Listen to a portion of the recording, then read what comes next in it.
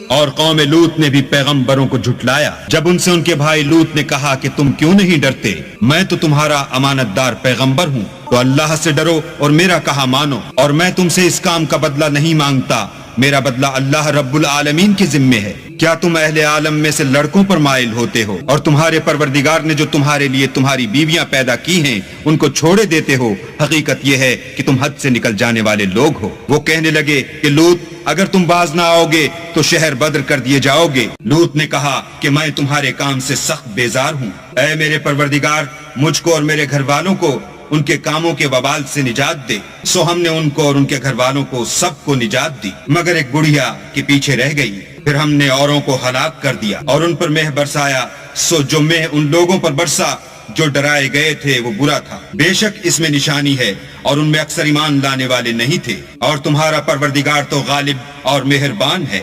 اور بن کے رہنے والوں نے بھی پیغمبروں کو جھٹلایا جب ان سے شعیب نے کہا کہ تم ڈرتے کیوں نہیں، میں تو تمہارا امانت دار پیغمبر ہوں، تو اللہ سے ڈرو اور میرا کہا مانو، اور میں اس کام کا تم سے کچھ بدلہ نہیں مانگتا، میرا بدلہ تو اللہ رب العالمین کے ذمے ہے۔ دیکھو پیمانہ پورا بھرا کرو اور نقصان نہ کیا کرو، اور ترازو سیدھی رکھ کر تولا کرو، اور لوگوں کو ان کی چیزیں کم نہ دیا کرو، اور ملک میں فساد نہ کرتے پھرو، اور اس سے ڈرو جس نے تم کو اور پہلی خلقت کو پیدا کیا۔ وہ کہنے لگے کہ تم جادو زدہ ہو اور تم اور کچھ نہیں، ہم ہی جیسے آدمی ہو، اور ہمارا خیال ہے کہ تم جھوٹے ہو، اگر سچے ہو تو ہم پر آسمان سے ایک ٹکڑا لا گراؤ۔ شعیب نے کہا کہ جو کام تم کرتے ہو میرا پروردگار اس سے خوب واقف ہے۔ تو ان لوگوں نے ان کو جھٹلایا، پس صاحبان کے عذاب نے ان کو آ پکڑا، بے شک وہ بڑے سخت دن کا عذاب تھا۔ اس میں یقیناً نشانی ہے اور ان میں اکثر ایمان لانے والے نہیں تھے، اور تمہارا پروردگار تو غالب اور مہربان ہے۔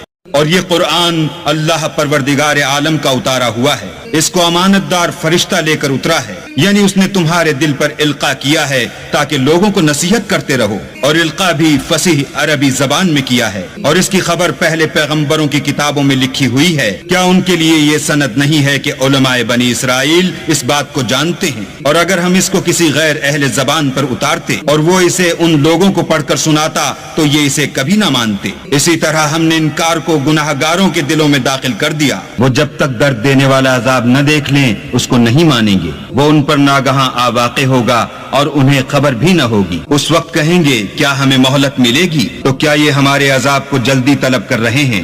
بھلا دیکھو تو اگر ہم ان کو برسوں فائدے دیتے رہیں پھر ان پر وہ عذاب آ واقع ہو جس کا ان سے وعدہ کیا جاتا ہے، تو جو فائدے یہ اٹھاتے رہے ان کے کس کام آئیں گے؟ اور ہم نے کوئی بستی ہلاک نہیں کی مگر اس کے لیے نصیحت کرنے والے پہلے بھیج دیتے تھے تاکہ نصیحت کر دیں، اور ہم ظالم نہیں ہیں۔ اور اس قرآن کو شیطان لے کر نازل نہیں ہوئے، یہ کام نہ تو ان کو سزاوار ہے اور نہ وہ اس کی طاقت رکھتے ہیں، وہ آسمانی باتوں کے سننے کے مقامات سے الگ کر دیے گئے ہیں۔ تو اللہ کے سوا کسی اور معبود کو مت پکارنا ورنہ تم کو عذاب دیا جائے گا، اور اپنے قریب کے رشتہ داروں کو ڈر سنا دو، اور جو مومن تمہارے پیرو ہو گئے ہیں ان سے بتواضع پیش آؤ۔ پھر اگر لوگ تمہاری نافرمانی کریں تو کہہ دو کہ میں تمہارے اعمال سے بے تعلق ہوں، اور خدائے غالب اور مہربان پر بھروسہ رکھو جو تم کو جب تم تہجد کے وقت اٹھتے ہو دیکھتا ہے، اور نمازیوں میں تمہارے پھرنے کو بھی، بے شک وہ سننے والا اور جاننے والا ہے۔ اچھا میں تمہیں بتاؤں کہ شیطان کس پر اترتے ہیں؟ ہر جھوٹے گناہ گار پر اترتے ہیں جو سنی ہوئی بات اس کے کان میں لا ڈالتے ہیں، اور وہ اکثر جھوٹے ہیں، اور شاعروں کی پیروی گمراہ لوگ کیا کرتے ہیں۔ کیا تم نے نہیں دیکھا کہ وہ ہر وادی میں سر مارتے پھرتے ہیں اور کہتے وہ ہیں جو کرتے نہیں، مگر جو لوگ ایمان لائے اور نیک کام کیے اور اللہ کو بہت یاد کرتے رہے اور اپنے اوپر ظلم ہونے کے بعد انتقام لیا، اور ظالم عنقریب جان لیں گے کہ کون سی جگہ لوٹ کر جاتے ہیں۔